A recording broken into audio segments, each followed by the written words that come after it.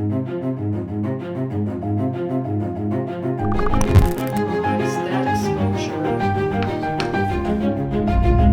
the first thing we might want to look at is what do we do here?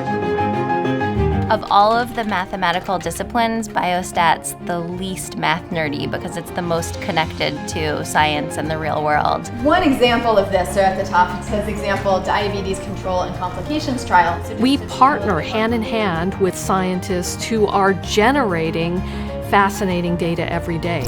You have all the epidemiologists, mental health scientists, so that you can help them to actually solve those problems. From when I was collaborating in a study of the effects of boxing on neurological outcomes.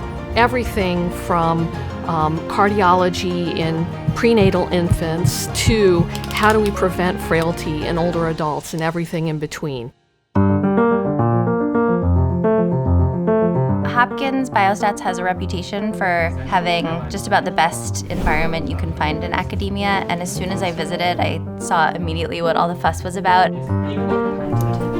We do have faculty members who can be eccentric. I prefer to think of them as cool.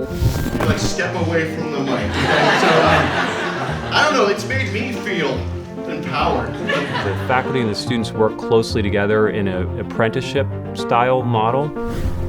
People are friends, people are supportive of each other, and so it's as great an interpersonal experience as it is a scientific experience.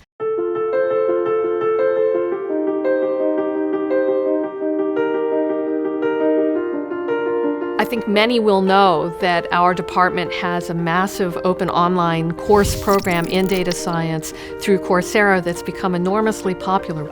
Delivering free education in low-cost credentials, there's a societal benefit that's highly consistent with the school public health. And the idea is that you can then conduct a very low-cost randomized trial using that infrastructure. So the Department of Biostatistics is incredibly creative, it's incredibly collegial. We really are a community of learners. The mission of the school is to save lives, 1 million at a time.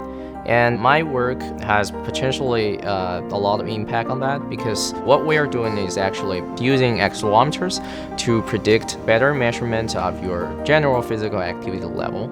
The two most common trajectories are academic research of some kind or tech and startups. And then students go to pharmaceutical companies and Wall Street and you name it. We have students who come to us because they are interested in the mathematical nature of the problems, but when they leave, they're almost always sold on the public health impact.